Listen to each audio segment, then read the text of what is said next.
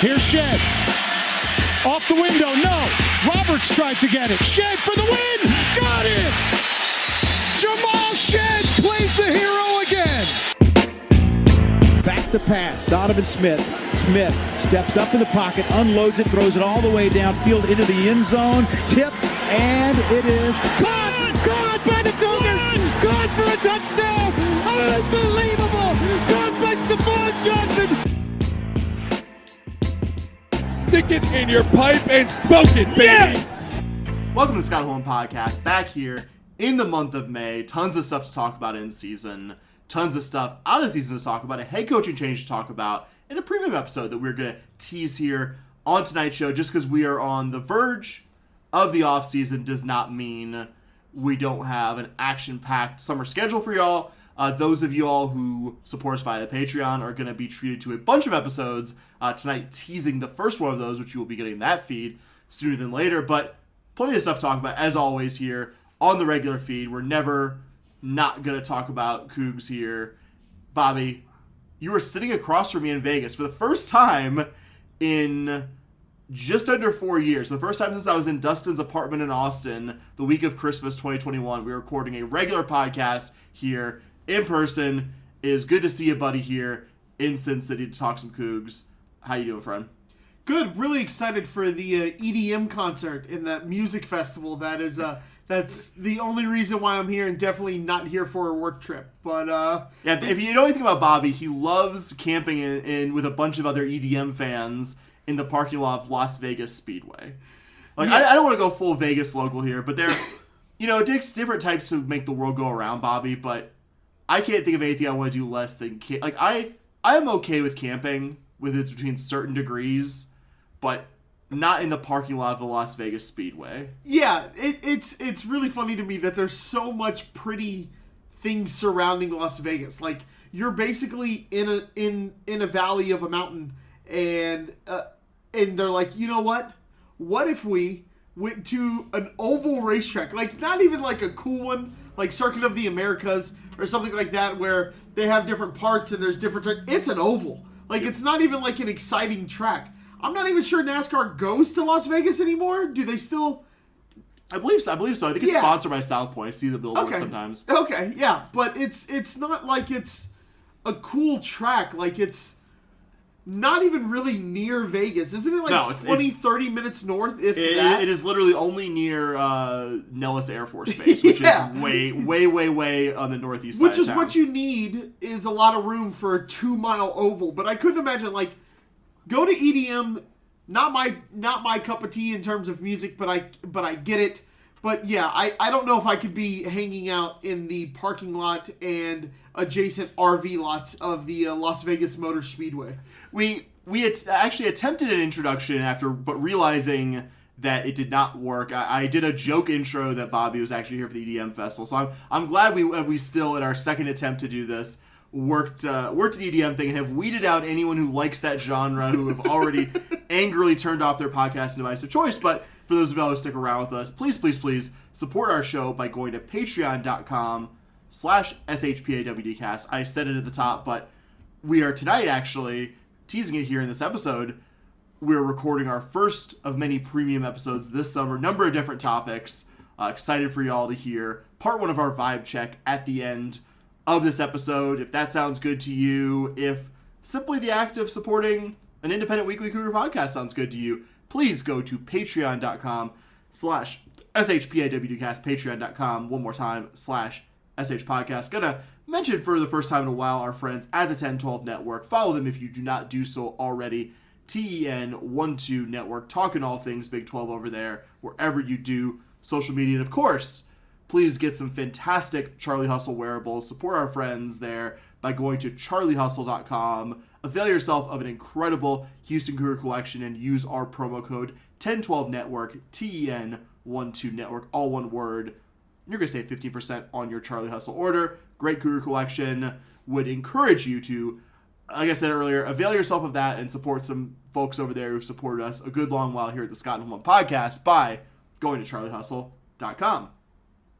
Got to leave with some pretty sizable news that we have gotten in the past, I would say by now, 30-something, 36-ish ours, not just a story in the world of U of H sports, but a U of H specific sports story that we on this podcast have followed a lot. We got the official news yesterday morning, that would be Tuesday, I guess late morning, early afternoon, that Kristin Vesely would not be returning as the Houston Cougar softball head coach after 9 seasons at the helm of the program. Very, very, very high likelihood, if you were listening to our show now, you know this, but in case there are a non-zero number of you that aren't, last summer we did extensive reporting on the toxic culture within the Cougar softball program that Vesely played a very major part in creating. Did 2 episodes on that last summer, 946 and 950. Last night, myself and co-host Emeritus Dustin hopped on for an emergency pod. It'll be the last one in your feed, 10 to 43. Would encourage you to check that one out if you have not done so already. But missing obviously an important part of that, Bobby, you were boarding a flight / I think on a flight when we recorded that episode yesterday. But obviously you were very much a part of us reporting this all last summer. What was your initial reaction when the news of Vesely not coming back broke yesterday, and just where's your head at now after this change? Anything you want to talk about there? Yeah, I think the first thing, Dustin kind of mentioned it on the emergency pod, that the first way I found out was I was working and I was doing a presentation, and I pick up my phone afterwards and it just says Kristin Vesely. And so I didn't even have to check Twitter or any other social media to know exactly what that meant. So, I was excited. And excited's a weird way to say, to talk about somebody getting fired. But when it's somebody who has acted like Kristin Vesely has in the past, it's hard not to get excited that she's no longer associated with your athletic program. Some of the things that we just heard about and that we reported on, there were things that came through in DMs that we weren't able to corroborate and say, I think we had a pretty high standard on what we wanted to report, and there were some things that we couldn't quite get enough people to corroborate, to really run with it. But some of the things are just absolutely absurd. Obviously, the high level one of a player bringing a gun with him on a trip, things like that. That's unacceptable.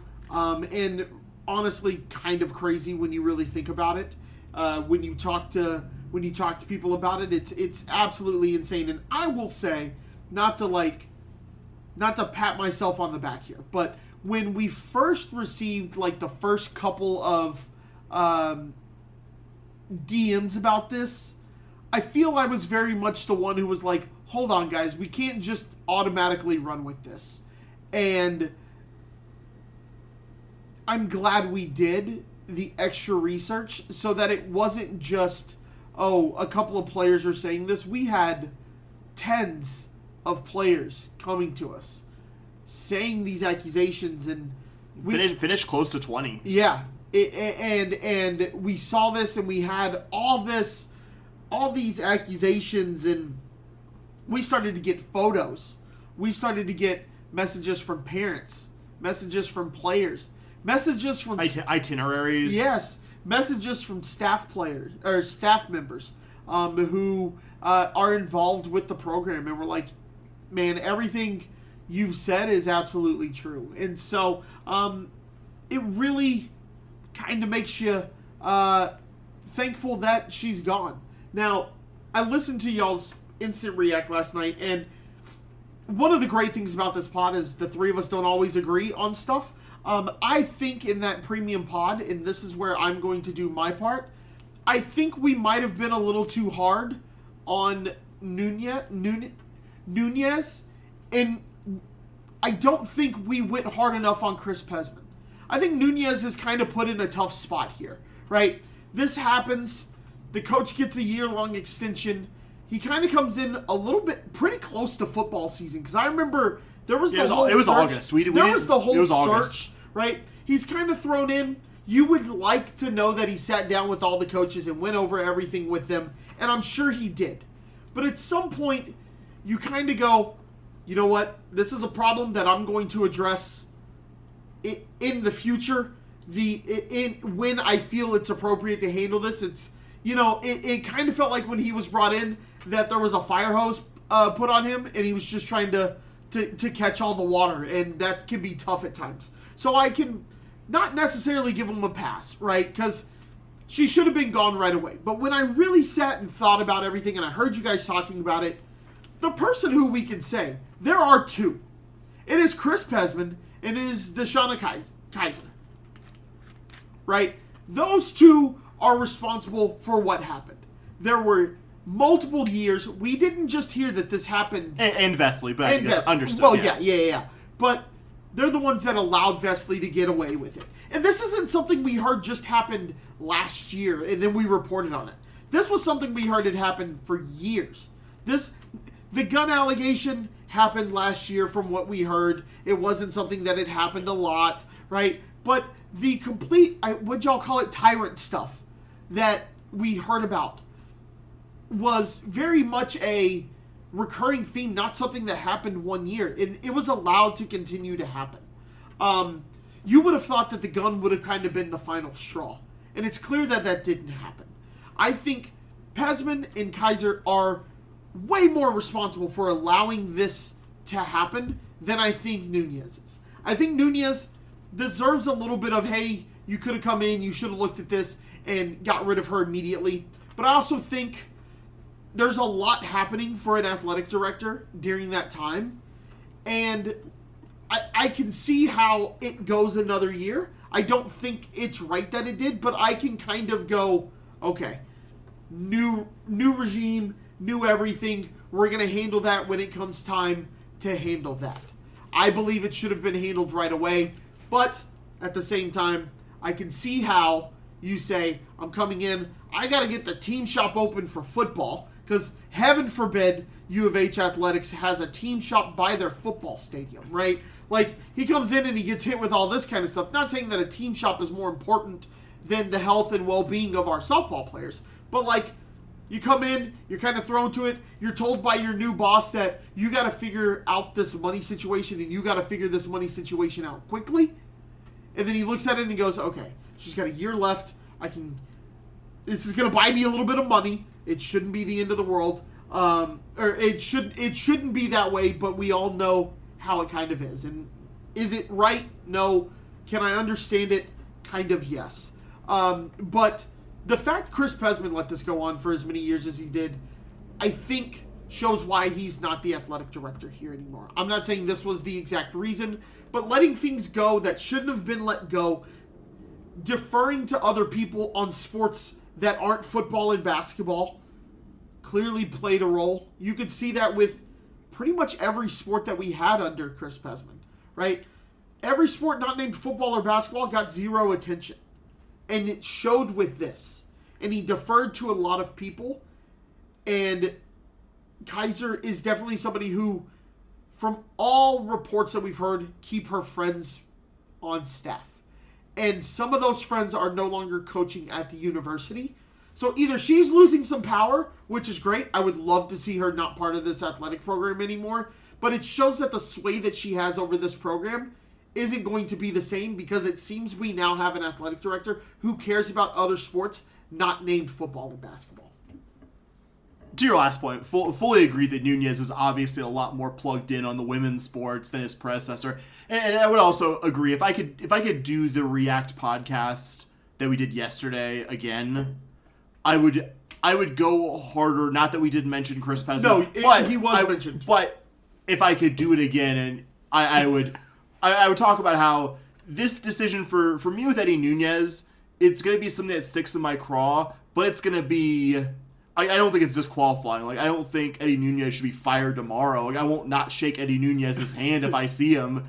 Because of it, it's something I wish he handled differently. I think how Chris Pesman handled this, and I don't know if he ever will be or not, I think it should be disqualifying for him and DeWanna Shizer as well to work in college athletics again. Yeah, I fully agree with you there. I don't think I'm as charitable to Eddie Nunez as you are, but I also don't think I'm going to hold it against the guy long term, especially if you make the right hire here. Do I have concerns that U of H, if ever presented with the chance to, like, hey, like, we need to, one, investigate what's going on here, which don't have any evidence that's ever happened with Kristin Vesely. Two, if we find that, hey, there's a good chance our coach did some wrongdoing, actually hold them accountable. I still have questions about that, but I don't disagree with most of what you said there, that he was thrown into the job. I think I would hold more of my scorn on how the situation was handled with, of course, Chris Pesman and DeWanna Shizer, those are your two biggest villains above Vesely. But I would also say that Dr. Couture, somebody I hold incredibly high regard, somebody who has been, I would say, one of the very most transformational University of Houston people ever. Like, our lifetimes, before our lifetimes, you'd have to go back a long way to find someone who's done more positive for the University of Houston than Dr. Renu Couture. That she allowed this to happen and was aware of it. We have on pretty good authority, was aware of it. Well, the what we have on good authority is that Chris Pesman was hiding things from her. Yeah. And she found out via a certain podcast. Like, Which, to be clear, and Dustin said this, I think, on our show and also when we appeared on our friend Parker Ainsworth's show last night as well. We're not saying that this cost Chris Pesman his job. No, not at all. But also, it did not engender any more positive feelings towards him from his boss. Yes, and we have heard that Dr. Couture didn't know about some of these situations. And honestly, to your point, I hold Dr. Couture in probably the highest regard of any U of H related person that I can think of besides my personal friends. She's done more for this university than I could ever imagine we had a president do. No doubt. And it is slightly upsetting that she did not step in here and go, what happened? Vesely can't coach here anymore. You see her at the press conferences for all the coaches, right? She was at a lot of the press conferences for Holgerson in terms of when he was hired, and for Coach Fritz, and I think she was at the women's basketball one. I'm trying to remember. So, you know, she knows what's going on in that athletic department, and obviously as the president of the university has a lot of sway on it. I do wonder what her role was in this whole situation once she found out. It just feels like to me, and I'm not saying anything new here that I didn't say in the last episode, it feels like a lot of key people at U of H took the path of least resistance. Yes. It's the path of least resistance that did lead to something we're both very happy about, U of H not having the softball coach anymore.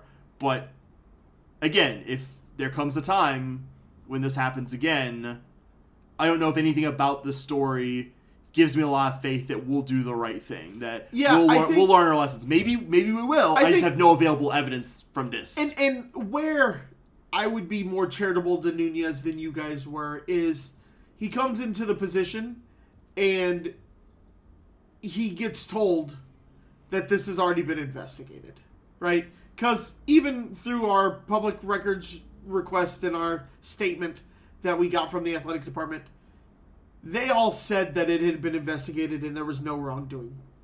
What you believe, completely different, all of that. But that was the statement, which means they're claiming something none of our sources ever got said. Got contacted for. Yep.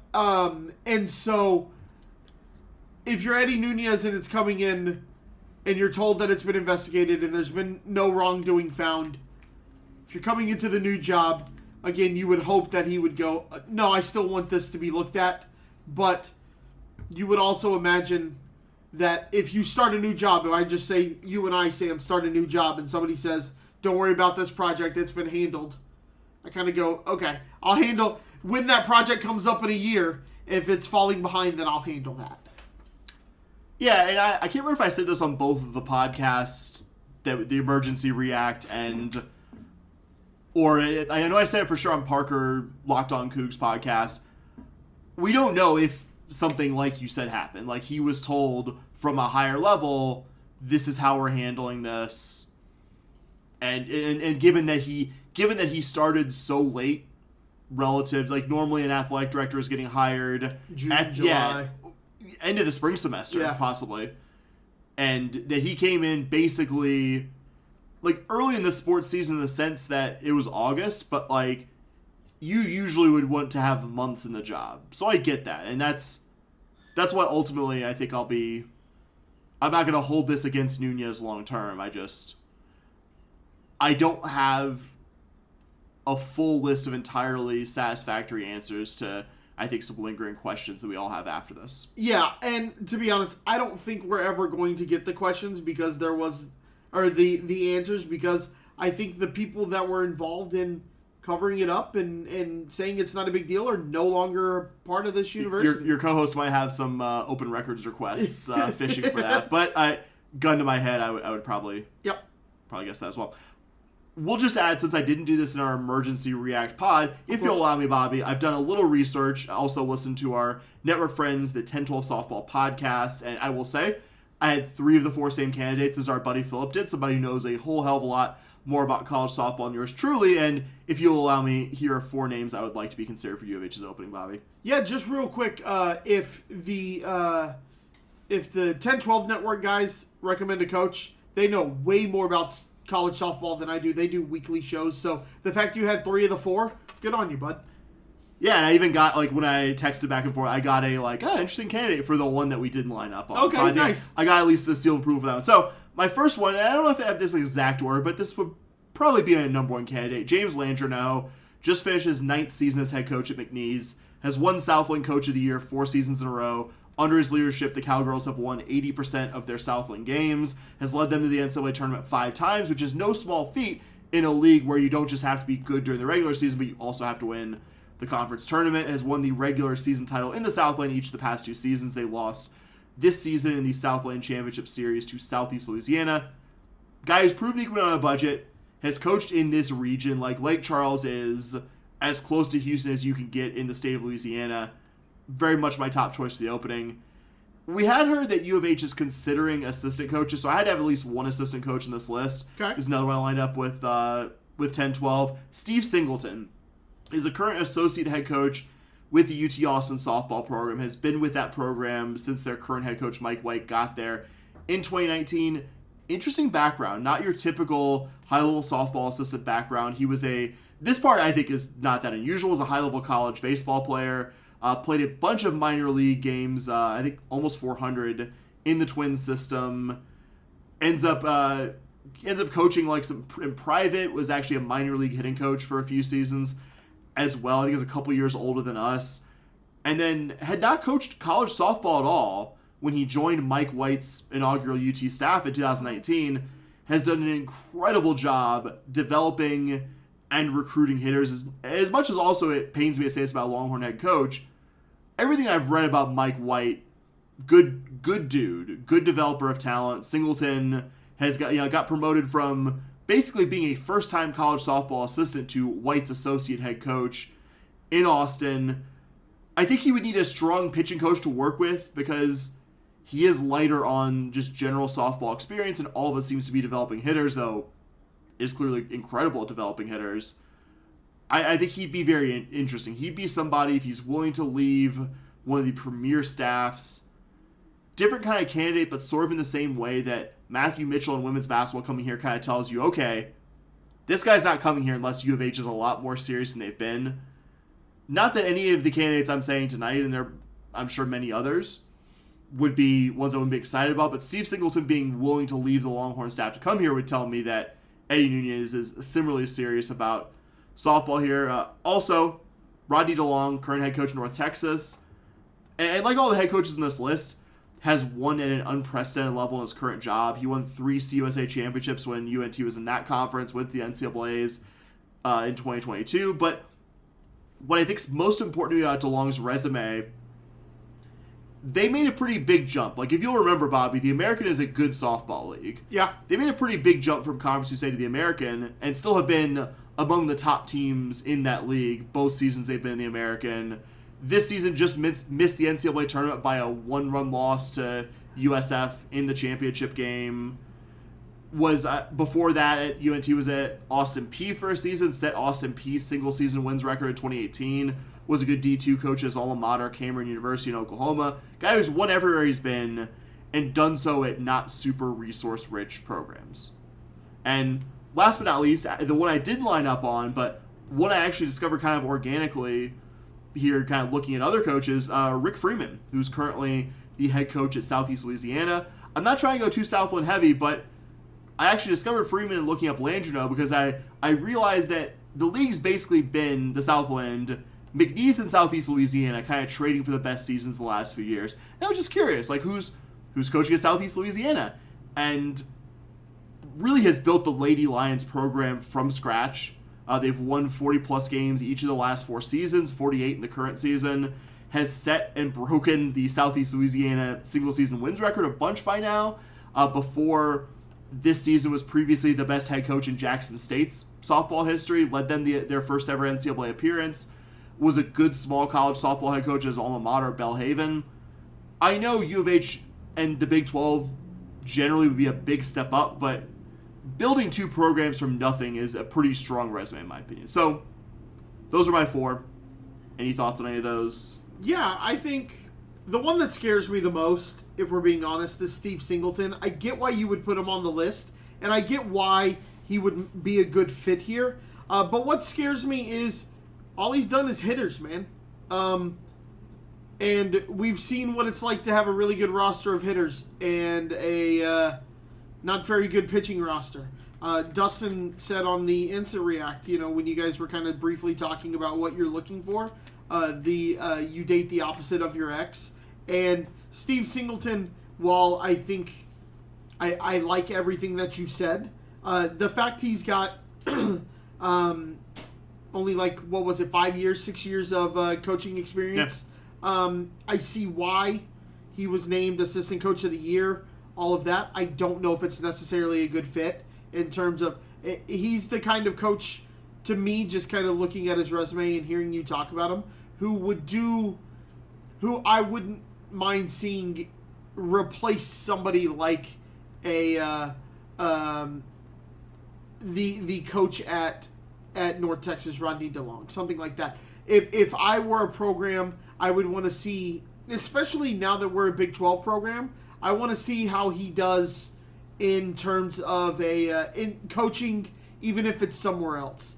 But I get why he would be there. I like the McNeese coach, like you said, James Landreau. Like you said, you just kind of look at his record, 652 winning percentage on his 335, 179. To be 13 years at McNeese does make you go, why hasn't he made the jump already? Right? 13 years at a school like McNeese, but it's also different in college softball, right? McNeese is, I'm not going to call them a power, but McNeese definitely isn't one of those teams that you can just kind of walk all over when you see them on the schedule. You know that, yeah, we're going to have we're going to have a little bit of a competition here. You look at his staff, one of the big things that we talk about with this new coaching, with this new coach, is we want someone who can build a staff. His staff 2023 won the NFCA South Region Coaching Staff of the Year. Seems like he knows how to identify talent, especially on his coaching staff, and see them kind of move on. So that's probably my favorite of everybody you were talking about. Obviously, I wouldn't mind Rodney DeLong either, to be that successful at UNT. 196-98, career record of 347, 178-1. Guy kind of wins, and kind of like that as well. Yeah, I know. The recent Big 12 softball alumnus that's on the 10-12 podcast, Leah, talked about how high energy DeLong is and how much his team seemed to like playing for him whenever she faced North Texas when she was part of the Iowa State program. Bobby, we're going to stick with bat and ball sports if you are done with softball for tonight. Let's do it, buddy. Cougar baseball, as they have often done this season, did just enough to make you intrigued by the ability of this team, but also did plenty that made you question it as well. Cougs won their opener last Friday in Phoenix over the Arizona State Sun Devils 6-5, thanks to a big 5-run 6th inning from your hitters, timely relief pitching, but the Sun Devils won the remaining 2 games in about the most decisive fashion you could win them. They took the Saturday game 13-3, and then a run rule shortened 13-1 drubbing of the Cougars in the Sunday rubber match. Bobby, I just have one observation that I wanted to say before I said anything else about Cougar baseball. Yep. It's clear that this U of H team can find enough pitching to put itself in a position to win one game. I think, if everybody's rested and available. But a whole weekend series or multiple games in a row against good opponents I think we now have a full season of data to say that that's not something Cougar baseball can do. No. So, pitcher of the weekend, you're going to have 0 surprises. Antoine Jean. We'll give Alex Solis and Andres Perez credit. They settled things down in the Friday game. They each threw 1 scoreless inning to hand the ball off to Jean, but 4 innings of 1-run relief to get his 5th save of the 2025 season from Jean.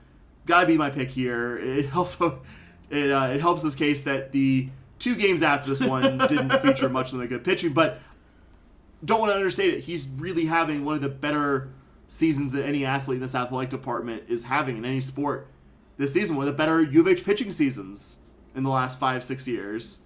Just unfortunate that it's not for a team really probably contending for an NCAA tournament appearance. Yeah, I mean, I said it last week, and you and I have had that conversation.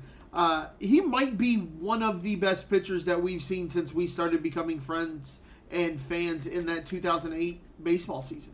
I might put Donnie Joseph over him. And then Aaron Fletcher, Seth Romero. Yeah, Seth Romero. Aaron Fletcher, I could go maybe. They're pretty close to each other. He's just really good. Like, what was the stat you told me a couple of days ago? His K per 9. Just over 15. Yeah, it's just over 15. That's crazy. Insane. Yeah. Like, that would be good for a guy who's like a short inning specialist. Yes. Like, he regularly goes 3 to 5 innings. Yes. He's that good.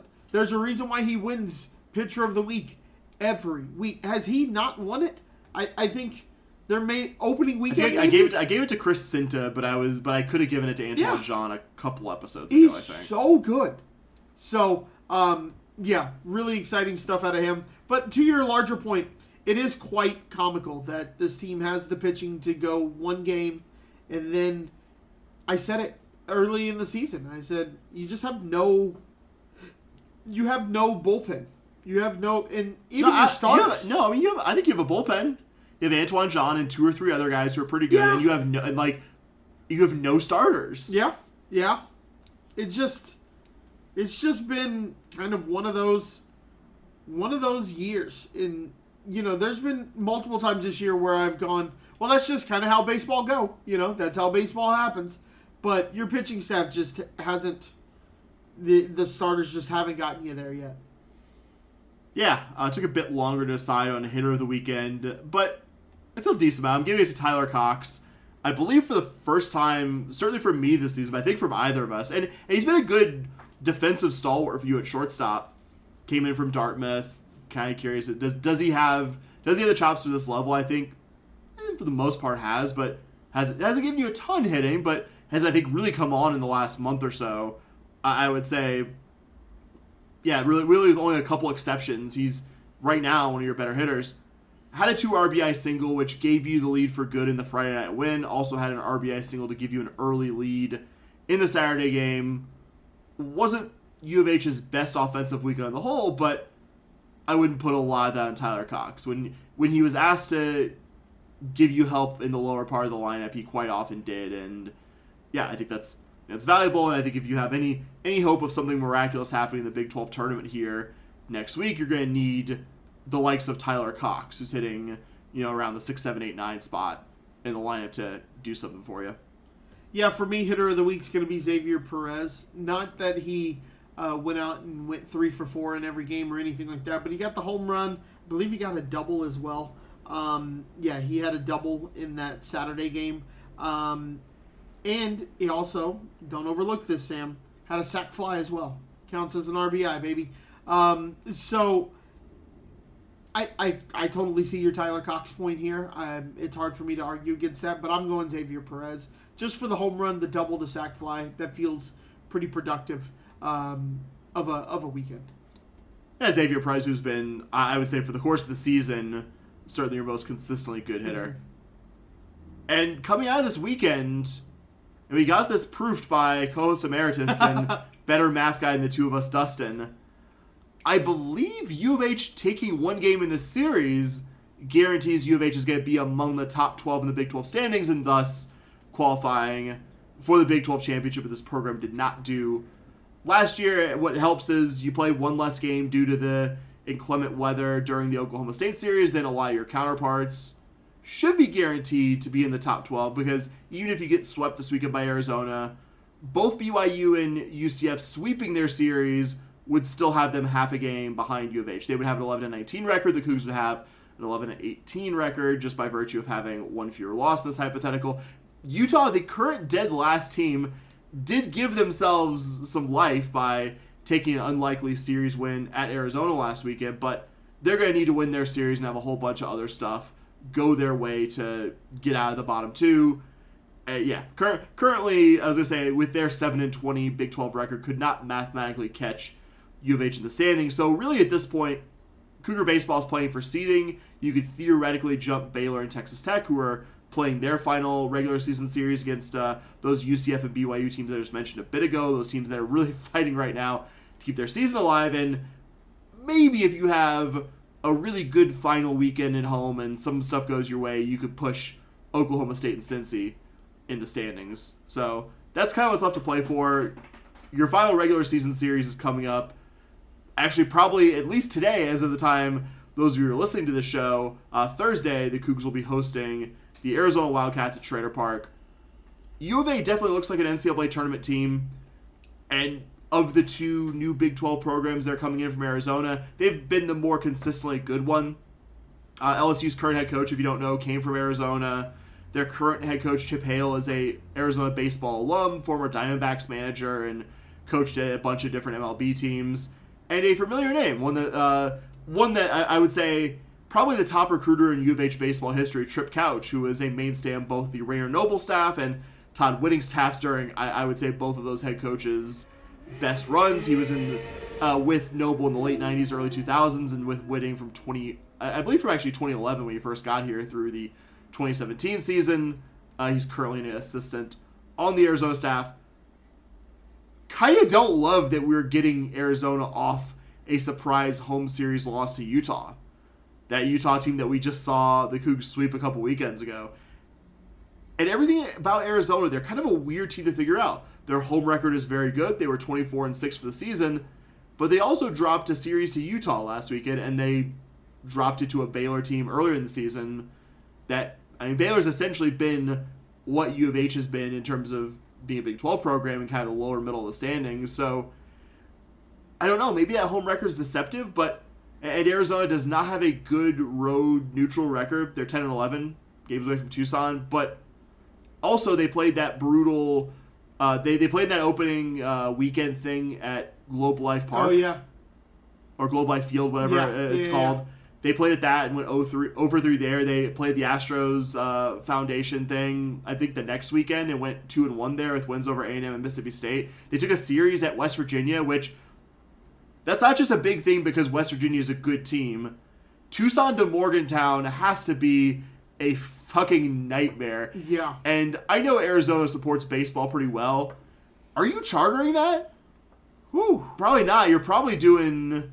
Because Tucson doesn't have a big airport. You're probably doing Tucson or do you just go Phoenix? You bust it. It's like an hour. It's like an hour and a half. But you probably bust to Sky Harbor, and then maybe Phoenix to Pittsburgh or Phoenix to Atlanta. Either way, you were doing a lot of traveling for that, and they took a series there. They've already played in Houston. They played 2 series in Texas. I guess two weekend events in Texas. Right. So. Won't be anything new for them to travel to Houston.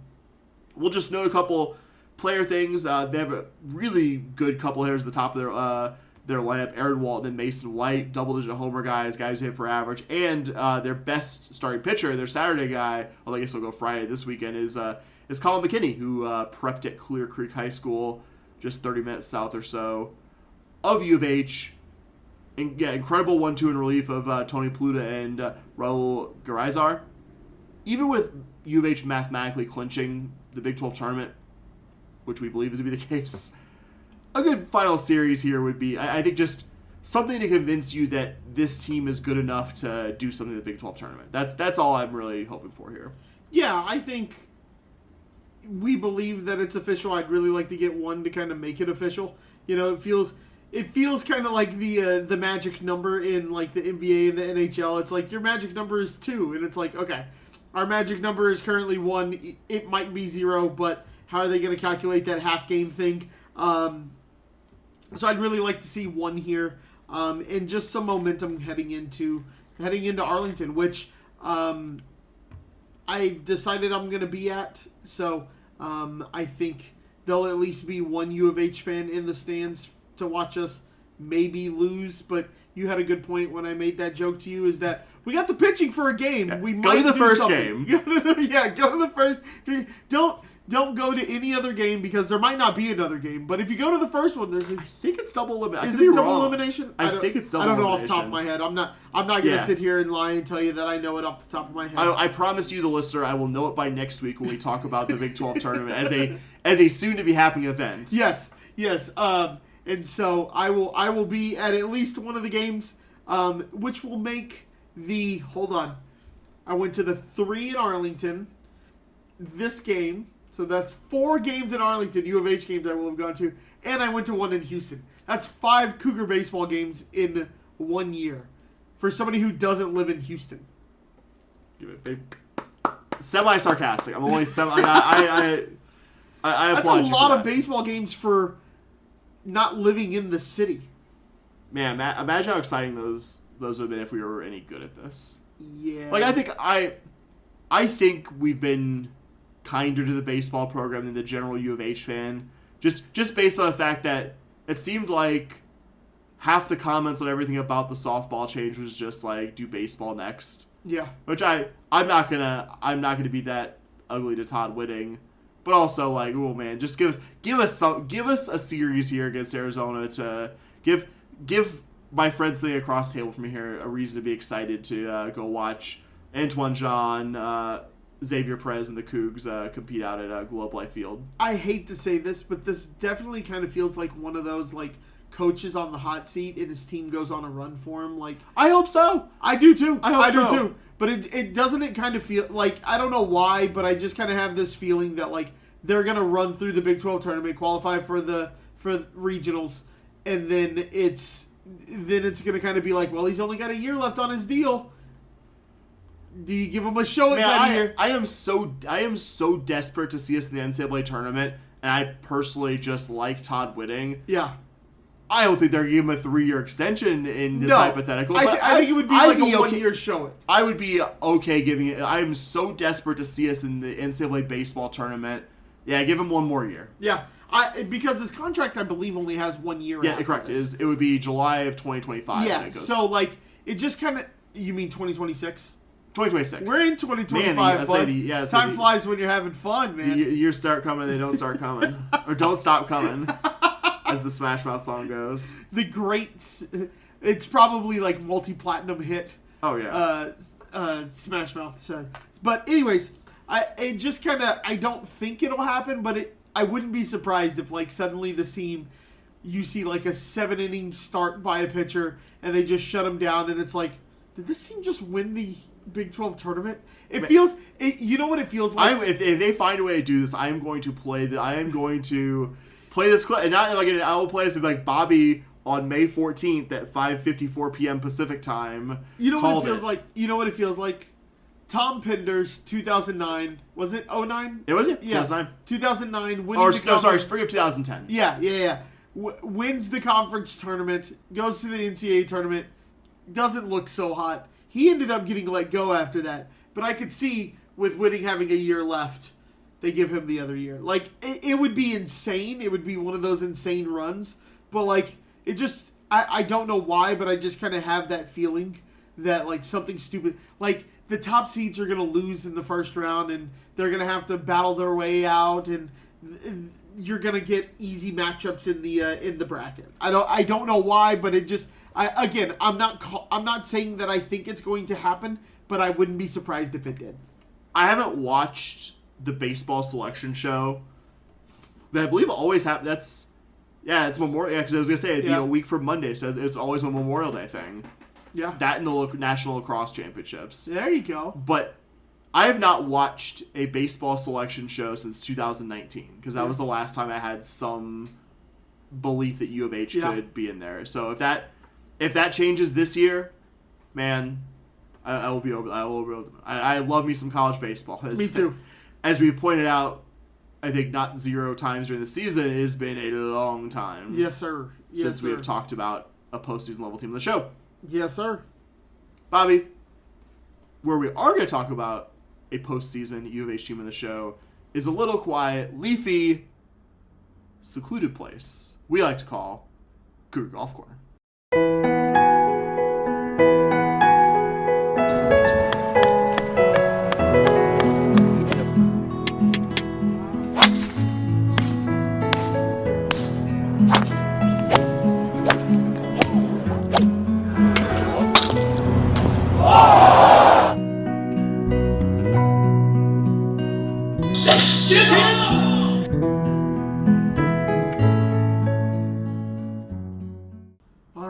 Welcome to the corner, everybody. It is time to talk NCAA tournament regionals.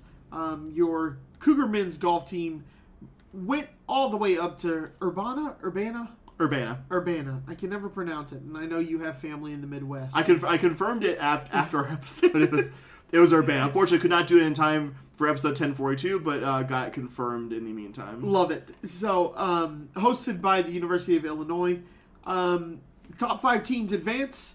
Your Cougars, unfortunately, are not one of the teams to advance. The Cougs actually finished 7th place in the regional, which is where they were kind of seeded. They came in as the 7th seed. So, you're not really surprised by this. You're a little disappointed by how it happened. The Cougs go out and fire 11 over and were, I don't believe DFL. They were not DFL. They were second to DFL with Wright State heading into round 2. Round 2, you play okay. You finish kind of middle of the pack for the round. And really, most of the day today, I was out here working and you were working as well, so we weren't able to track it as much because you and I were pretty much like, well, there's nothing really to track here. We were 17 strokes off the projected cut line yesterday. So. Yeah, it was kind of one of those like, I'll check in on that to kind of see what happens. Cougs actually go out and fire the second lowest round of the day, 7 under, to finish 11 off the cut. The cut was at -1. The Cougs finished at +10. 3 shots behind number 10 in the country, North Carolina. It seems like North Carolina did not have a good first round. Something was happening with the course. Played well the next 2 rounds. But the Cougs came out. They fought pretty hard today. Super proud of this team. Just some kind of individuals here. Wolfgang Glow finishes 1 under in 17th. Hudson Weibel finishes in 21st at 1 over. Chi Chun Chin finishes in 41st at 5 over. And then Lorenz Schreigen finishes at 7 over in 46th place. And then Jacob Boro finishes 11 over in 60th place. So that is where we stand with the Cougar men's golf team. I was going to say, if all 5 guys today shot even or better. Yep. Which is something to build on. And I think, obviously, like, first round, don't love that. Don't love being 2/3 of the way through the event yesterday and there not being any conceivable way that you could get in there and win this thing. I think it's one of those, like, I can't be too mad. You basically finished what you were seated at, and frankly, we're the current number 38 team in the country going into this. I don't think we're resourcing this better than 38th. No, if I had to guess, we're probably top 40, top 50, yeah, somewhere around there. Like probably some good stuff, some natural advantages being in Houston, and just legacy support from the program being what it was years ago. But I don't think this team's underachieving, and I'm certainly not going to turn my nose up at a team that regularly makes the postseason. And in this case, I think rough first round, but I don't think you look at the entire. You don't look at the entire 3 days of golf and say, like, this team drastically underperformed where we expected them to be beforehand. Right. First day, maybe so, but I think definitely redeemed yourselves on the final day. Wish that round could have come when there was, like, some conceivable way it could get you back. Like, if this round comes on day 2... You're feeling pretty good heading into day 3. I think you were, like, 10 strokes off. That's probably about right. And if you have that 7 under Tuesday, maybe you could actually put some real pressure. Yep. But again, I wouldn't say disappointed for the entirety of the performance. I'll be honest, if you are kind of disappointed and you talked about funding this team, go look up the University of Illinois golf facility. It is absolutely insane. It is one of the prettiest places I've seen in terms of golf. Golf Digest did a whole video on it on YouTube. It's insane. It costs $10 million, Sam. $10 million. That's the kind of funding that the top tier, one of the top seeds hosting a regional, is doing with their practice facility. I was curious also. I looked at UNC, the team that finished directly above U of H, the number 10 team, and a team that also didn't qualify beyond the regional round. They all had, one of the things they note, this isn't about their facility, although they do have the Chapman Golf Center, 4,500 square foot team facility, and they added a practice complex to it in 2023. They also have access to Grove 23. Oh, the Michael Jordan one. Yeah. That thing big UNC guy. That thing is impossible to get on. Like, I know two people, and I don't know them personally. I know them, like, through social media that have played it. Yeah, 60-acre practice facility that was designed in the image of Grove 23 that Michael Jordan has in Hobe Sound, Florida. Funny little story about Grove 23, just real quick. Yeah. Michael Jordan, notorious for gambling. I don't know if you know that. Yes. He likes to gamble a little bit. He got this course built, Grove 23, set it up so it benefits his game. So he put bunkers out of reach for himself, but like when he plays a tour level player, it's in for them. So like they can't play their normal game. He knows where he hits it, and he's like, yeah, we're not putting a bunker there. He's like, most tour pros hit a cut at 280. I hit a draw at 265. We're putting a bunker at 280 with a cut on the right-hand side. It's insane, like what he's done at Grove 23. And I know a couple of people on social media who have played it that like I interact with, and they say it's one of the most insane things you've ever seen in your life. And it was just Michael Jordan was like, yeah, no one's gonna play unless I want them to play here. Absolutely fantastic stuff. Also, gotta shout out Mo's Inskilled. Yeah. Who qualified for the NCAA championships. The Cougars, unfortunately, as a team, did not advance from their regional, but we're going to have some, for the third time, we're going to have some representation from Cougar women's golf at the NCAA championship, which I think is pretty exciting. Super cool. I couldn't remember if we mentioned that last week. But it's really exciting. I was actually talking to Coach about it, and she's super excited for Moa. That's a great opportunity to go out there and show what she can do. Yeah, we'll obviously update y'all once she actually hits the ground. I'm pretty sure we mentioned it, but I was like, God, if we have not, at least put in the public record that we are very, very excited about what Moa's going to do in Arizona, right? Yep. No, the national championships are in San Diego. San Diego, that's right. Yep. And, of course, we couldn't record a podcast this week without talking about the upcoming Big 12 Outdoor Championships and the Cougar Track and Field program going up to Lawrence to participate in those. The way I'm going to preview this, if you'll allow me, Bobby, similar to kind of what we did for the Big 12 Indoor Championships earlier this sports season.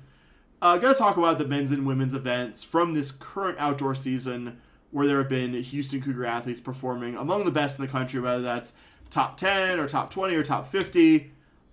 Obviously not a guarantee, and one of my favorite sports-specific things that we do on here is see athletes that have their best performances of the season at the conference championship meet that maybe weren't as much on our radar beforehand. Quick reminder, the first time this team went to the Big 12 Outdoor Championships last season, the Cougar men finished in 5th place, Cougar women finished in 9th. Did lose a couple athletes between then and now.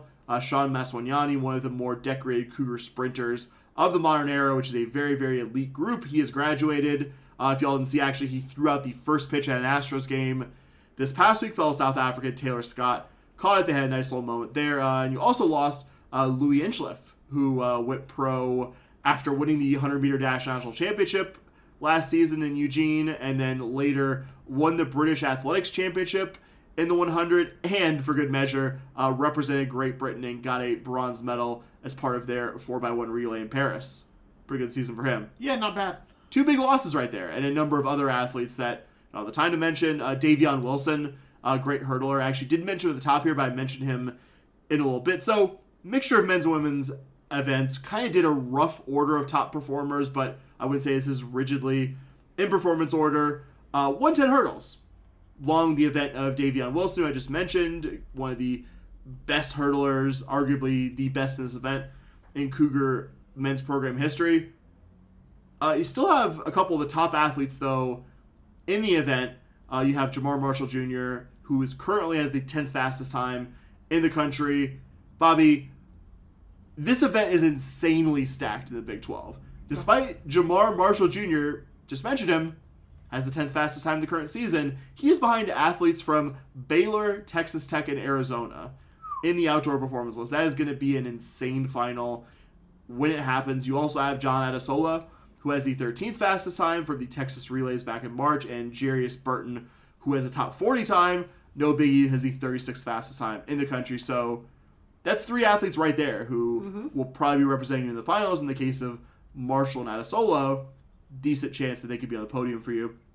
Another athlete that's going to be, I think, competing around there in their respective event is Kiela Dove, who will probably represent the Cougars in the women's shot put.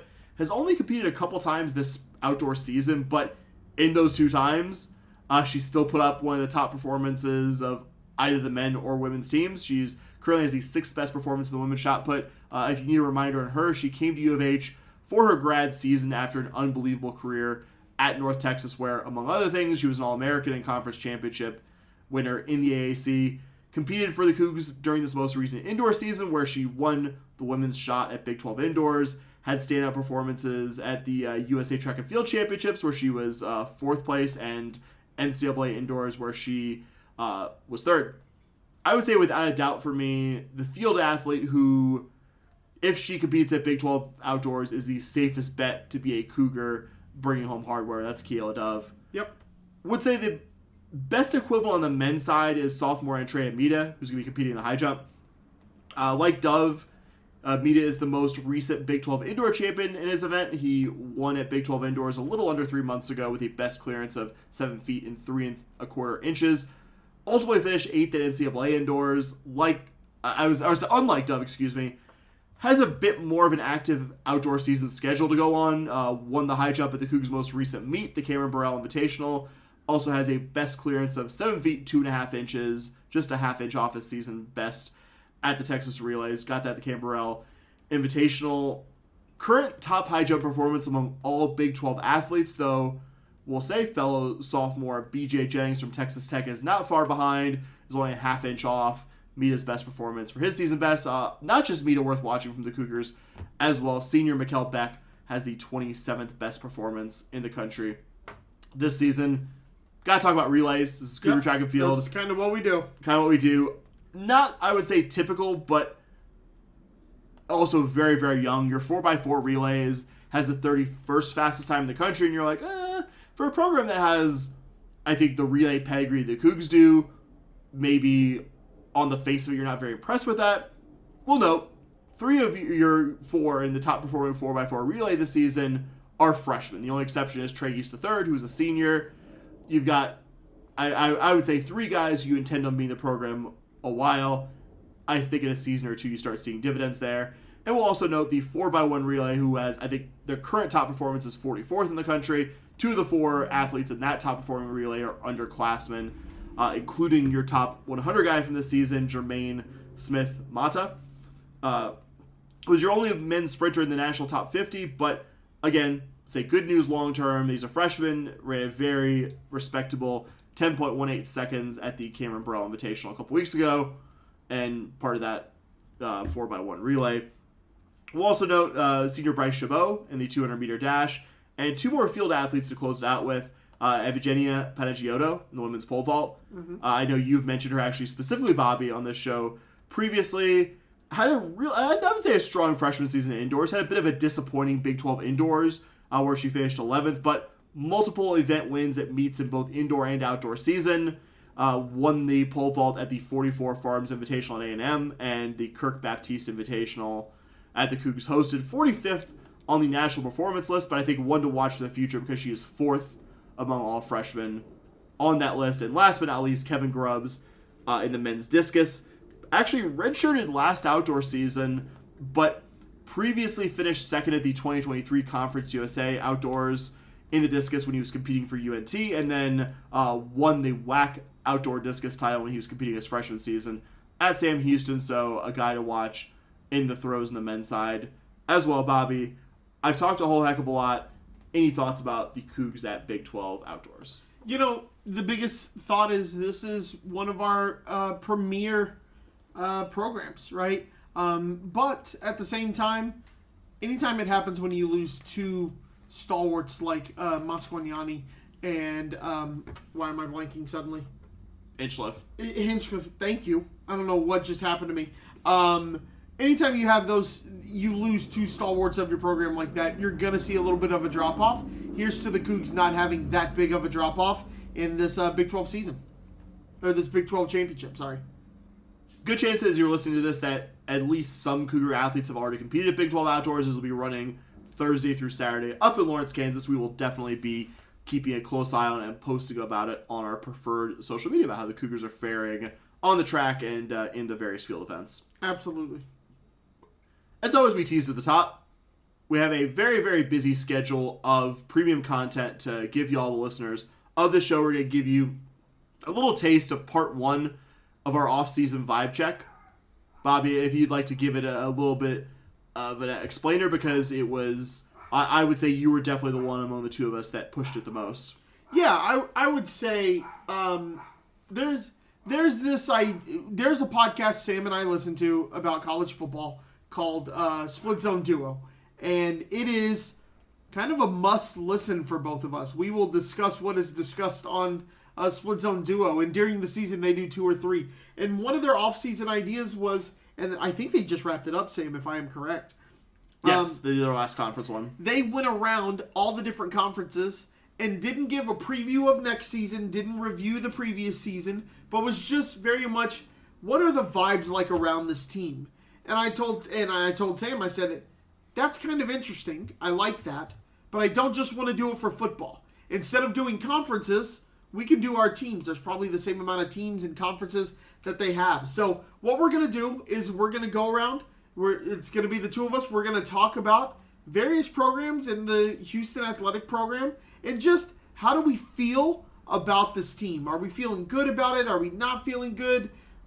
What is the vibes that we're getting from the program in this moment? We're not going to do some crazy, let's look at every piece of the roster that's left and brought in. We're not going to do a look at recruiting. Just how do we generally feel about where this program is headed and where it currently stands? Yeah, maybe some elements of a surface level preview, but these are teams where the roster, even for the sports that have not been going on for a while, have not been finalized. And frankly, there will be time to do a preview at some point in the future. This is kind of just, how are we feeling about the program? Here's some off-season stuff that's happened. And let's be honest.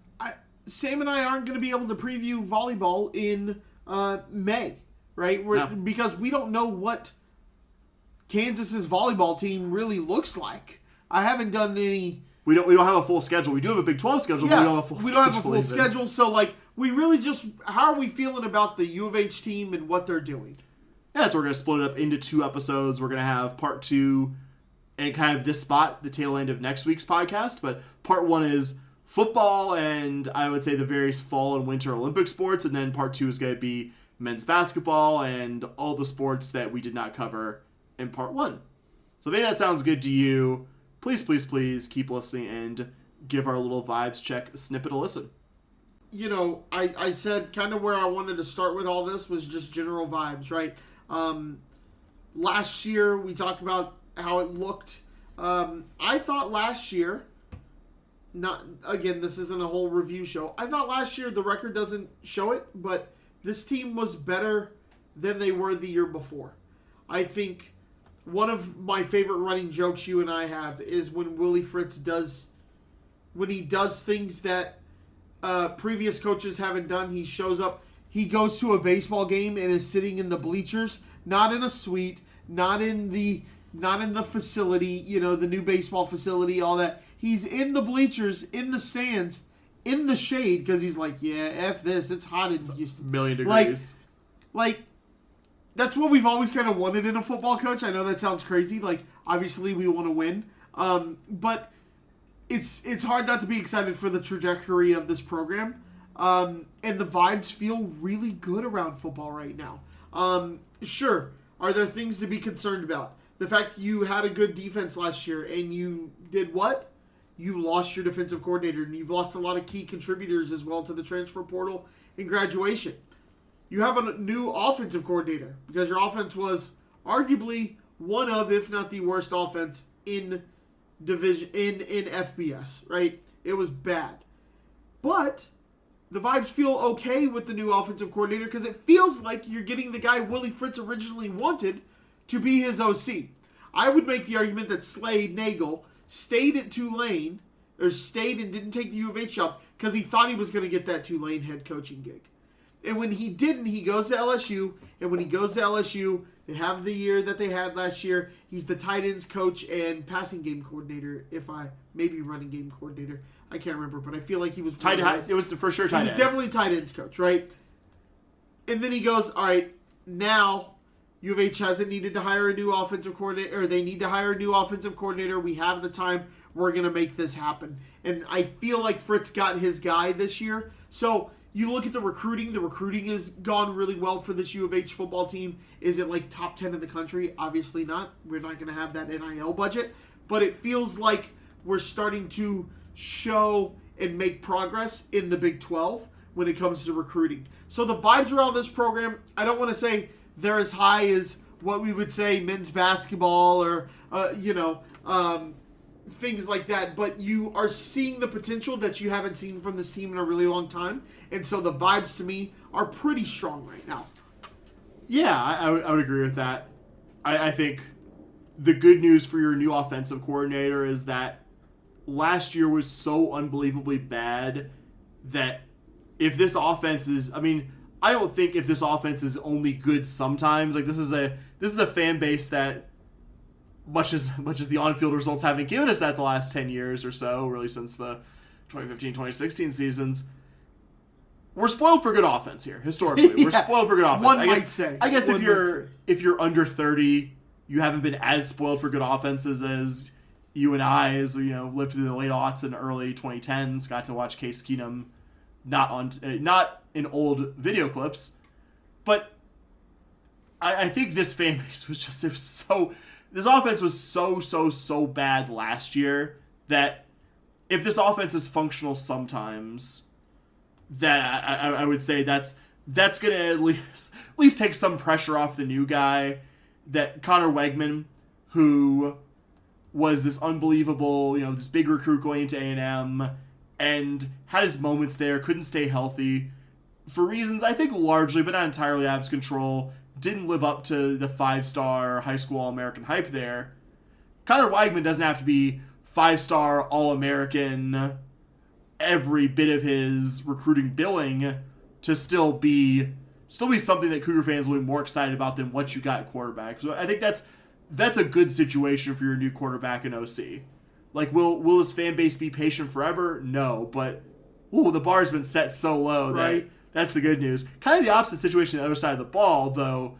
Losing so much from your defense to graduation, key guys like Michael Batten and Keith Cooper, who exhausted their eligibility, lost A.J. Halsey and Jeremiah Wilson in the portal, which isn't great, but I would say also not unprecedented for this era of college athletics. Like, you could go to programs that are bringing in a lot more in terms of NIL, in terms of just general program support, than U of H, and those programs are still they're still losing players. Key guys. Like Clemson had a safety go to UT and be a starter there. Yeah. Like, Clemson is losing guys. And Clemson's, probably going to make the playoff this year, maybe last year. Yeah. And could compete really well for a national title. Just one example there of, the portal spares, I would say, no one. No. Certainly the programs with the most resources get spared mostly and are able to do the rating themselves, but that to me isn't really a red flag. Like, yes, there's a high volume of guys that left the program and some key guys in there. Yeah. AJ Halsey and Jeremiah Wilson, just mentioned. I would much rather have both of those guys than not. The defensive Anthony Holmes Jr. Yep. Gotta definitely miss him. He's at Texas Tech now. Yep. But you look at the largest number of the 27 or 28 guys who have left the program. Spoiler, by the way, we're going to do, once the portal like officially winds down by the summer, we're going to do a more in-depth look at that. But you look at the vast majority of guys on the outgoing list, it's guys who didn't see the field very much. Nope. And that could probably hold true for a lot of programs out there. So Right. That's a big reason why guys enter the portal. Yeah. Did key guys leave? Yes. Did U of H fare much worse than a lot of the programs in their station? No. Probably not. No. Which I would say is good news. All right, well, I hope you enjoyed that little snippet if you're not a premium member. Hopefully, I think Sam and I are both hoping that it does get you to become a premium member. We got a lot of content like that coming in the rest of the summer. We're not just going to leave you with no content throughout the summer. Sam and I have a small list. I'm not going to say that it's an extensive list, but we have a list of premium content that we are going to give you throughout the summer. And we're going to do lots of previews of that premium content, but also you'll get the occasional non-premium content from us as well. But if you have listened this far, you listened through the snippet, thank you so much for listening. We really appreciate it. Sam and I, this is a passion project for us. But if you do have any feedback for us, how we can make it better for you guys, please reach out to us on social media. You can find us on Twitter at SH Podcast, or you can find us on Blue Sky at podcast.bsky.social. If you have sworn off all social media and you are still holding strong halfway through the month of May, good on you. Tip of the cap to you. You can email us at shpodcast@gmail.com. We will get that. We will respond to it, hopefully. And then that's it for how to contact us. And if you like that premium content, like I said, please find us on Patreon. We are SH Podcast on Patreon, patreon.com/SH Podcast. For as little as $5 a month, you get that premium content. If you want to give us more, we will absolutely take that, and we will run with it as well. We will name this podcast pretty much whatever you want us to for the right amount of money. We are not above it. So Sam's looking at me because we're finally in the same room, and he's looking at me kind of laughing like, yeah, I don't necessarily disagree with that. So if you've made it all the way through us shilling our social media and our Patreon, we appreciate you so much. And Sam, what do we always say, buddy? Go Coogs. All right. Go Cougs! Let's go!